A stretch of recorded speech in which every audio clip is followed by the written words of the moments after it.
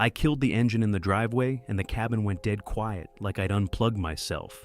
The porch light was on, warm and steady, and through the front window I could see the TV glow flickering across the hallway wall. Monday at 9 a.m., I was supposed to be in HR with my badge and my explanation. And if I walked in there empty-handed, I'd lose the job that paid for my kids' appointments. The stupid part was, I wasn't hiding a woman or a bottle. My phone stayed in my pocket on purpose. I sat there because the second I opened that front door, I had to become somebody again. Husband, dad, the guy who knows what to say. In the car, I was nobody. And sometimes that was the only place I could breathe without disappointing anyone. A sprinkler ticked somewhere down the block, and my steering wheel still held the heat from my hands. I reached into the console out of habit, and my fingers brushed the edge of the folded paper I'd shoved there earlier, the time card printout. White sheet, black letters, my name at the top like a tag on a toe. I didn't pull it out yet. I just let my thumb ride the crease. My phone vibrated once against my thigh. Not a call, an email. I told myself I'd ignore it until I went inside, because once I looked, the car wouldn't be quiet anymore. Then the vibration came again, longer, like someone knocking harder. I finally pulled the phone out, the screen lighting my hands, and there it was. Subject: timekeeping discrepancy. Mandatory meeting, Monday 9 a.m. There was an attachment, a grainy still from a security camera, and in the bottom corner of the image I recognized the peeled edge of my own badge sticker as it flashed against the reader at 2:13 a.m. I sat in the driveway too long, read the email too many times, and still went inside, acting like nothing happened. Saturday morning came with gray light and cereal bowls, and I moved through the kitchen like a ghost.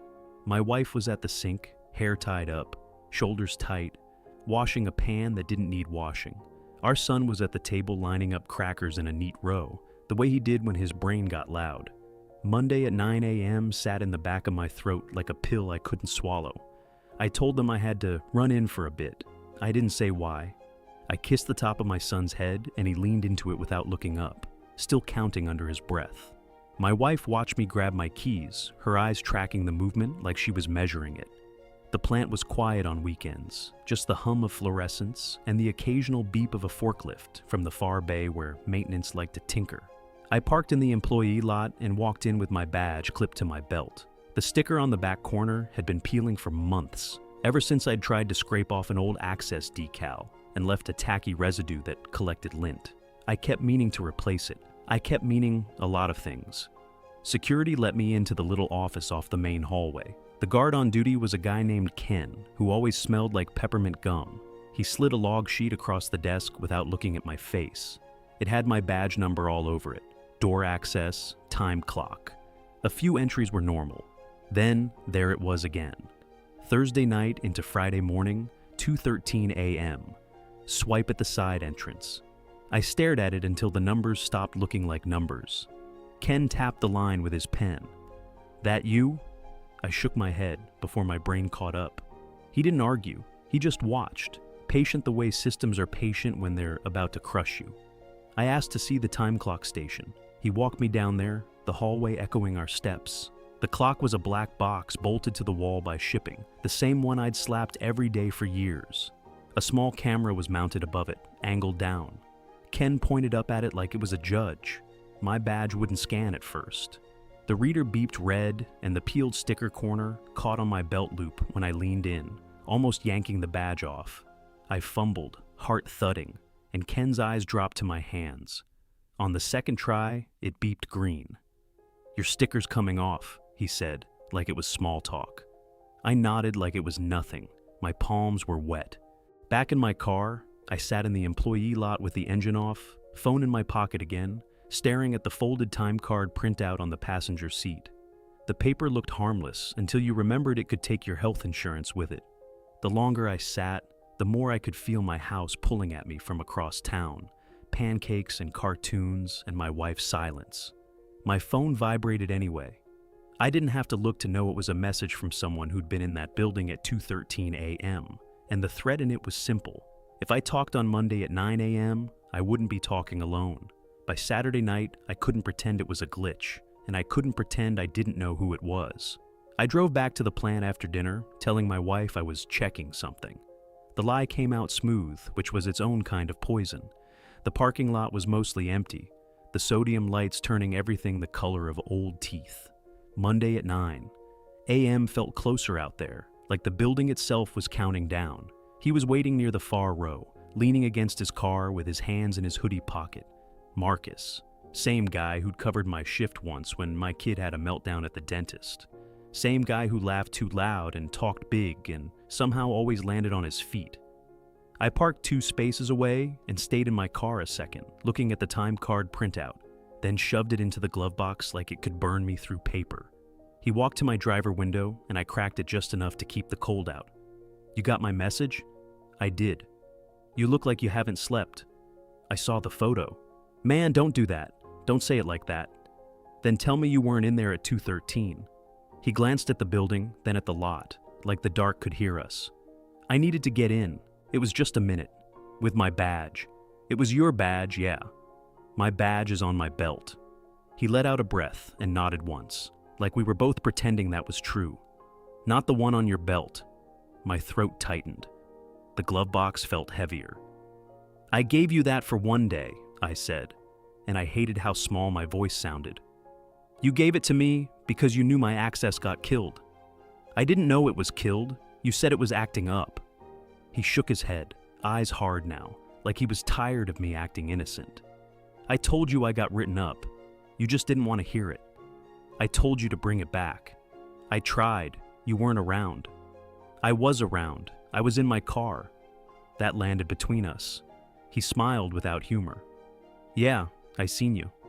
I stared at him. The lot light buzzed above us, a steady insect sound. "What did you do Thursday night?" I asked. "I clocked in and clocked out. That's it." "At 2:13 in the morning. My girl was sick. I was trying to make the hours. And you used my badge to do it." He leaned in closer, voice lower. "Don't act like you don't know why I had it." I swallowed, and the taste in my mouth was metallic, like I'd bitten a penny. "Because you were in trouble," I said. "Because you were in trouble too," he shot back. "You needed somebody to cover those gaps." My hands tightened on the steering wheel until the leather creaked.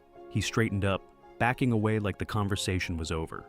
Then he paused and his gaze flicked to my belt where my current badge hung, the peeled sticker corner catching the light. "That sticker," he said. "That's how they know it's you. That's how they know it's me." He turned to leave, and as he walked away, something slid off his hoodie pocket and fluttered onto the pavement near my tire. A folded piece of paper, crease sharp, the kind of paper that gets handled too much. I got out, picked it up, and opened it under the lot light. It was a time card correction form with my employee number typed at the top and a supervisor signature at the bottom that looked a lot like mine, dated 2:20 a.m. The paper on the pavement proved what I'd been trying not to name, and I couldn't unknow it. Sunday morning, my kitchen smelled like burnt coffee and dish soap. My wife stood at the counter with a grocery list she wasn't writing on. Our son sat on the floor with his backpack open, rechecking his folders like Monday at 9 a.m. was his meeting too. The time card printout was back in my glove box, and the correction form from Marcus was folded in my pocket, pressing against my leg every time I moved. I tried to act normal. I made eggs, I packed snacks. I wiped the same spot on the counter 3 times until the sponge started to fall apart. Quiet beats are supposed to help you reset, but all I could hear was that camera image in my head, my badge flashing at 2:13 a.m. like a confession. My wife's eyes kept drifting toward the front window, toward the driveway. She didn't say anything, but I felt it. She knew I'd been out there last night, sitting in my car, not inside with them. She didn't need proof. She had the way I avoided her gaze, the way I answered questions with half sentences. I went out to the garage like I was looking for something. I wasn't. I was trying to find a place where my thoughts didn't echo. The badge on my belt caught on a nail and yanked hard. The peeled sticker corner finally tore a little more, exposing the shiny plastic underneath.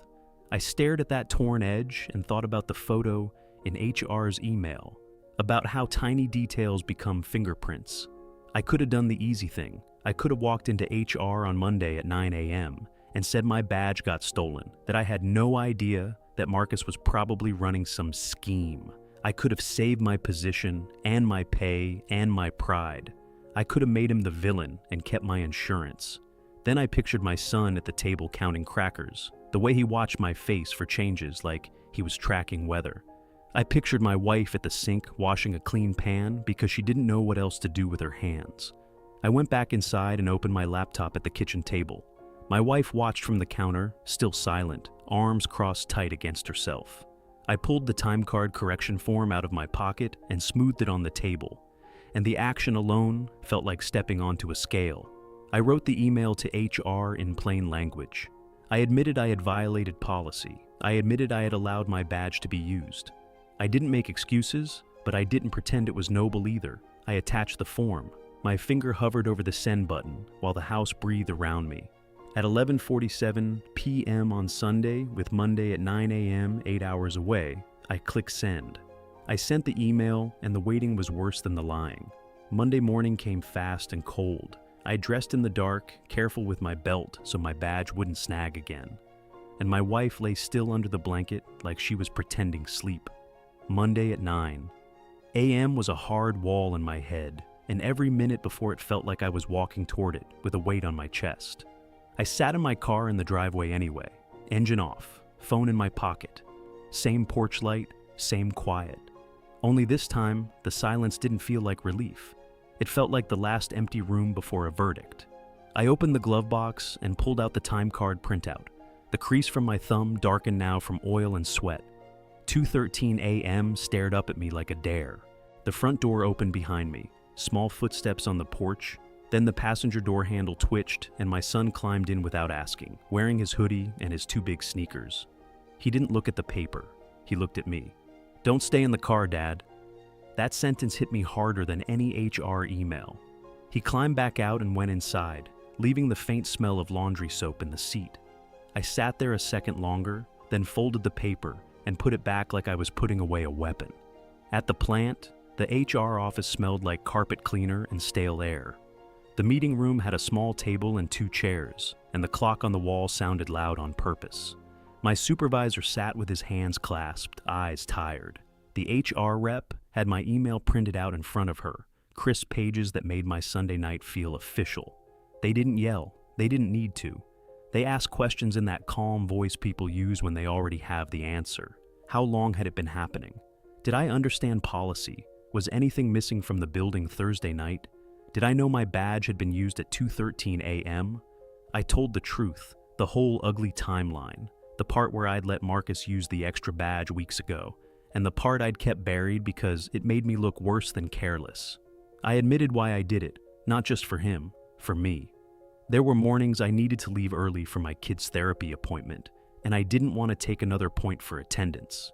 I didn't want another mark on my record. I didn't want to come home and tell my wife we might lose insurance again.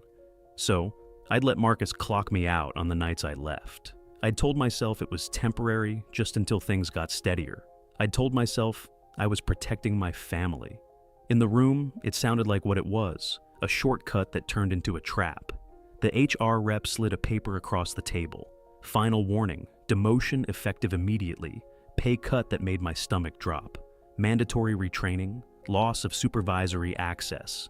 I would keep my job, I would keep insurance, but I would be watched and I would never get that position back, not here. The price wasn't dramatic, but it was real, the kind of price that shows up every 2 weeks in your bank account and every day in how people look at you. When I walked back out to the parking lot, my badge felt heavier, even though it was the same plastic. The peeled sticker corner was still there, a little torn flag announcing what I'd done. I sat in my car for a minute with my hands on the wheel, staring at the plant doors like they were a house I wasn't sure I deserved to walk into. I drove home slower than usual, and when I pulled into the driveway, the porch light was on again, the same warm square in the window. I killed the engine, kept my phone in my pocket, and sat in the quiet until I could hear my own breathing steady out. Then, I took the torn edge badge off my belt, set it in the cup holder like a reminder, and sat in my car with the engine off and my phone in my pocket until I finally opened the door and went home.